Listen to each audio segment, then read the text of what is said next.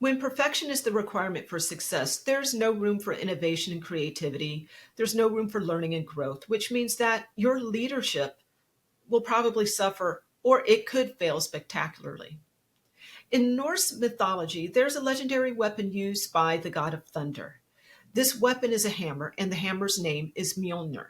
And it's a symbol of Thor's ability and power to protect the realm of the gods and the human world. This hammer is so powerful that it can summon thunder and lightning.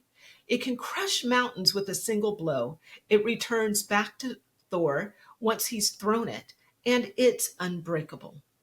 According to lore, this hammer was commissioned by Loki, and Loki was a trickster. He actually tried to sabotage its creation.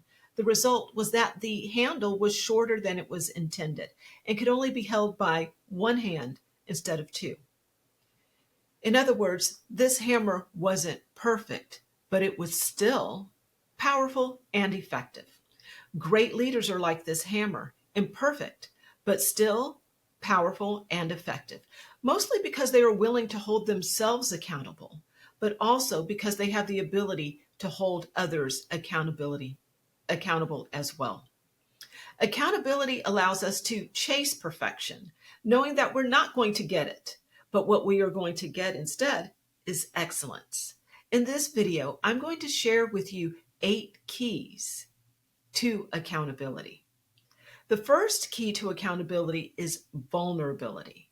Vulnerability is key to accountability because without it as a leader, you cannot set an example of owning up to your mistakes the same way you would expect your team members to do.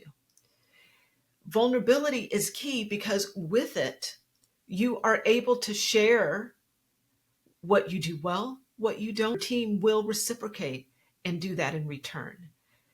It's important because it allows you to open up your heart and build that rapport with each and every member of your team. And that gets energy flowing. It builds trust. It is a beautiful thing. And without it, there will be no accountability going on in your team. Or the second key is accountability as a transformational experience.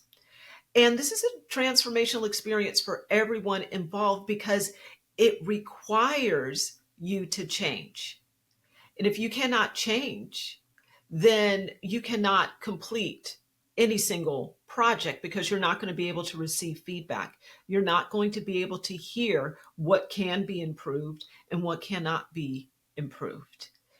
It's a transformational experience because you do not come into a particular project without some sort of change going on.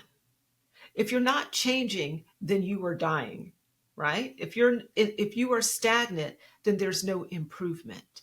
So accountability creates an environment for a transformational experience for everyone involved. The third key is passion from the leader's perspective. As a leader, you need to have so much energy and passion about what you are doing that it is overflowing. And it's overflowing to the point that you are feeding your team. And if you have that passion and it's overflowing and it's feeding your team, they then can buy into what you are doing. Things that are energetic attract others. And if you have that passion and you're allowing the transformation and people are learning and they're growing and becoming the best version of themselves, then you are going to attract excellence and attract those people that are ready to learn and grow and change, which is going to help you reach any of your team, department, or company-wide goals. The fourth key is making the goal slightly scary. It needs to be exciting and a little bit scary. I say this because we want to stretch people. We want people to be able to, yes, achieve it. And still, we want there to be a little something there that causes them to stretch and grow and get excited. That stretch is what helps get that energy up. It creates that excitement for everybody involved. There is something about being aspirational and striving for some sort of greatness that gets most people excited. And my belief, and what I've seen with a lot of the leaders that I work with, is that when they have this goal that is so attractive and has that little slightly scary and exciting edge to it, that people tend to rally around it. Now, you need to make sure you have buy-in to that. And one of the ways you get buy-in is through the next key. And that is a clear and compelling definition of what success looks like. When you get clear on what success looks like, then everyone gets to breathe a sigh of relief. There's no ambiguity about what you are going for, even if you have really tight margins, even if what you are going for has never been done before, even if it's that scary, edgy goal, if you are clear on it and you state it in such a way that it is compelling, then success, that definition of success, is going to open things up, and people are going to want to be a part of that team, part of that project, part of that experience, and will be willing to be held accountable because of how compelling what you're trying to do is. So that is one of the great keys to accountability. Rules of engagement are the next key and play an important role in accountability, because rules of engagement give us our rules for how we're going to treat one another and how we're going to play this game. Your rules of engagement control how people will be held accountable. You decide as a team, if X happens, then we're going to do Y. If Z happens, we're going to do double A. You guys come to this conclusion together, and what is created together is easier to hold people accountable to, because they're part of creating that accountability structure that leads to success. So that's what your rules of engagement are. Your rules of engagement are your rules to success, your rules to the game, and the instructions that you need to hold your team accountable and for them to hold each other accountable, including you. A practice that my clients find helpful as we move into accountability is our next key. And this practice is role playing. We are going to role play what accountability looks like. And what you do in this situation is, in advance, find all of the different areas, as many as possible, of things that could potentially go wrong, or find as many things as possible in terms of when KPIs may not be met. All right. And once you identify these, you then role play what you're going to do when that happens. If you take this practice, if you do this practice of role playing in advance to the accountability part of any project or goal that you're going after, then people know how you're going to react and respond, because it's already been defined in your rules of engagement and they have seen it in action.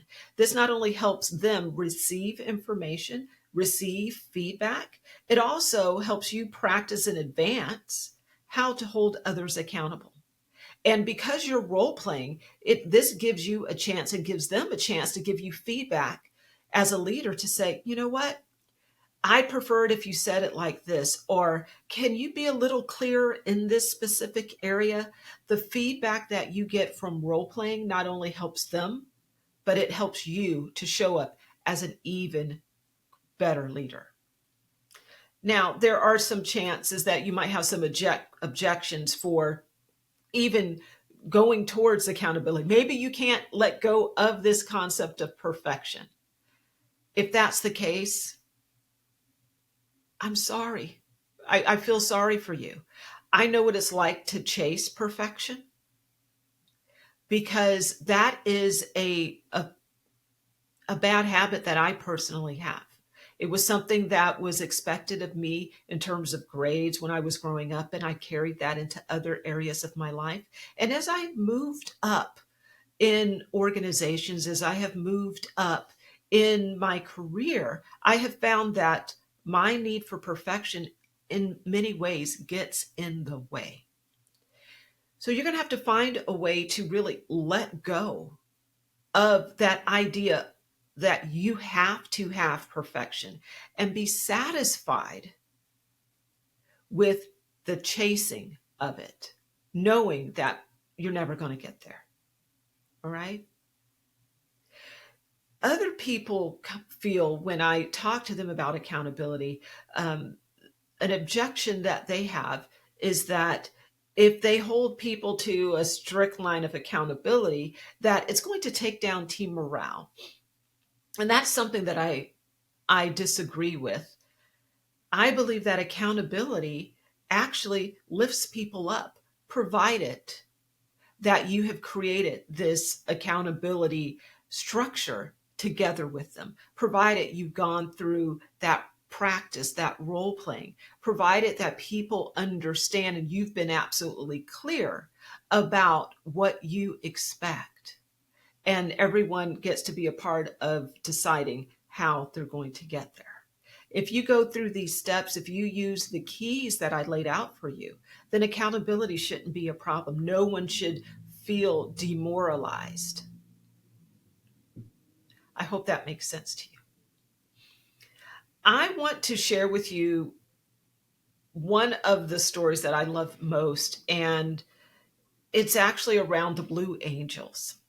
The Blue Angels is part of the United States military, or it's the United States Navy, and it's a flight squadron demonstration team. They are famous for what is known as the diamond formation, and this is when you have four of their aircrafts flying together in this really, really tight pattern. The level of execution and focus and practice that they have to go through to be able to do this in a safe way is tremendous. And guess what? They're chasing this idea of perfection and the tightest possible flight formation. However, they know they're never going to get there. They know that they're never going to be perfect. If you go and watch the movie about the Blue Angels, you will see that as they're flying in this tight flight formation, they are constantly making adjustments according to what they're observing, because nothing is ever perfect, and they are okay with that. They're okay with that because they know that in this pursuit, in this chase of perfection, that adjustments need to be made. They have a structure in place for even debriefing what they see on video, because they video all of their practices. Even before they get out to do the demonstration all across the United States, they are practicing. And they've learned how to have conversations with one another, to correct one another. They are able to own their own mistakes. They're also able to own what they do well. The Blue Angels, it's a very inspiring group to me. And hopefully you can get something out of this story too. It's not about perfection. It's about the chase of perfection.